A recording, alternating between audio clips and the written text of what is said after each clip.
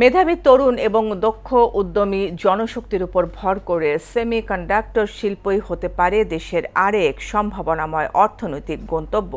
সকালে রাজধানীতে এক অনুষ্ঠানে এমন মন্তব্য করে ২০৩০ সালের মধ্যেই এই শিল্প রপ্তানি আয়ের লক্ষ্যমাত্রা পূরণে সক্ষম হবে বলে আশা ব্যক্ত করেছেন প্রধানমন্ত্রী তারেক রহমান।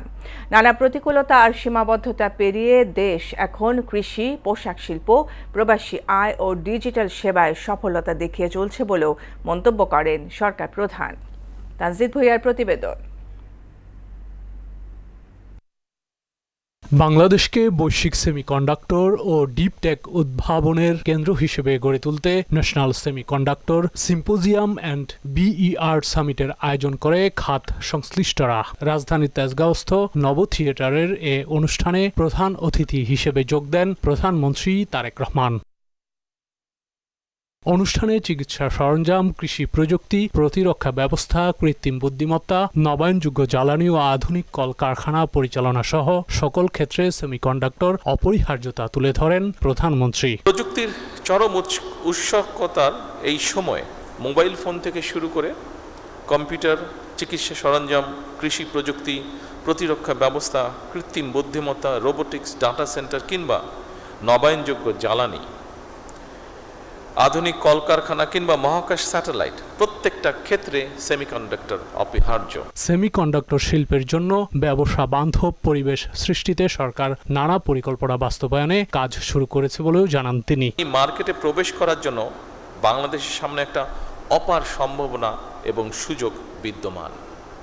আমি দৃঢ়ভাবে আশা করি ২০৩০ সালের মধ্যে সেমিকন্ডাক্টর শিল্প থেকে রফতানি আয়ের যে লক্ষ্যমাত্রা নির্ধারণ করা হয়েছে, ইনশাল্লাহ বাংলাদেশ সেটা পূরণ করতে সক্ষম হবে।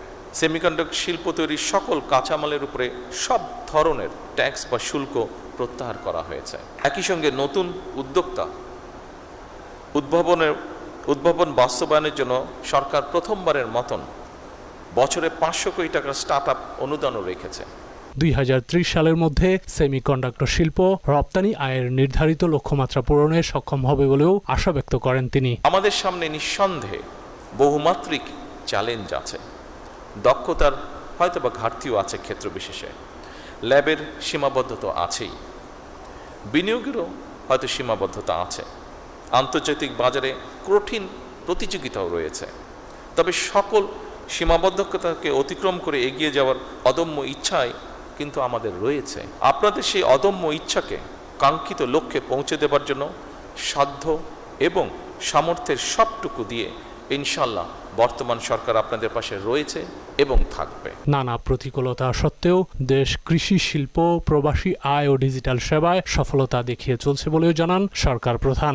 আমাদের মেধাবী, তারুণ্য, দক্ষ এবং উদ্যমী জনশক্তির উদ্ভাবনী শক্তির উপরে ভর করে পোশাক শিল্পের পরে, যেটি আমি দৃঢ়ভাবে বিশ্বাস করি, পোশাক শিল্পের পরে সেমিকন্ডাক্টর শিল্পই হতে পারে বাংলাদেশের জন্য আরেকটি সম্ভাবনায় অর্থনৈতিক গন্তব্য।